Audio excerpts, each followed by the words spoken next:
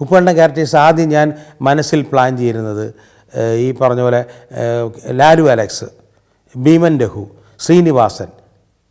ശ്രീനാഥ്, ഇങ്ങനെ ഒരു ക്യാരക്ടറൈസേഷനാണ് പ്ലാൻ ചെയ്യുന്നത്. ഇത് ചില ആൾക്കാരായിട്ട് മണിസാർ അങ്ങോട്ട് അത്ര ഒരു ചേർച്ചക്കുറവോ കാര്യങ്ങളൊക്കെ ഉള്ളതുകൊണ്ട് എന്നെ പറഞ്ഞു അതൊന്നും ശരിയാവണില്ല, ചിലർ വരാൻ പഠിക്കുന്നു. ഇതിനിടയ്ക്ക് ശ്രീനാഥ് എൻ്റെ സ്ഥിരം ആർട്ടിസ്റ്റാണ്. അപ്പോൾ പറഞ്ഞു പുള്ളിക്ക് അന്ന് വേറൊരു പടം കിട്ടി. എന്നെ പറഞ്ഞു അത് നല്ല വേഷമാണ് എനിക്കതിന്. ഞാൻ പറഞ്ഞു ശ്രീനാഥ് പോയി ചെയ്തോ, കുഴപ്പമില്ല, കാരണം അന്ന് നമ്മളത് ഇതായിട്ട് വന്നിട്ടില്ല, ചെയ്തോ എന്ന് പറഞ്ഞു. പിന്നെ ഇരുന്ന് കൺഫ്യൂഷനായി എന്ത് ചെയ്യണം.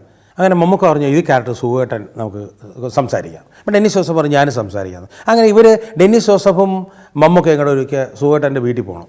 അന്ന് അവിടെ ആഹാരമൊക്കെ കഴിച്ചിട്ട് ഈ പ്രോജക്റ്റിൻ്റെ ക്യാരക്ടർ പറയണം. അപ്പോൾ സുഖേട്ടൻ സുരേഷ് ബാബു പുള്ളിയുടെ പടം നിങ്ങൾ ചെയ്യുന്നുണ്ടോ എന്നൊക്കെ സുഖേട്ടൻ അന്ന് ഡെന്നിസിനോടും മമ്മൂക്കയോടും ചോദിച്ചു. മമ്മൂക്ക പറഞ്ഞു ചെയ്യുന്നുണ്ട്, കാരണം അയാൾ ഞാനായിട്ടുള്ള ബന്ധം അതാണ്, എനിക്ക് എന്തായാലും ചെയ്ത് കൊടുത്തേ പറ്റുള്ളൂ എന്ന് പറഞ്ഞു. സുഖേട്ടൻ പറഞ്ഞു ഞാൻ ചെയ്യാം, ഞാൻ ചോദിച്ചത് എന്ന് പറഞ്ഞു.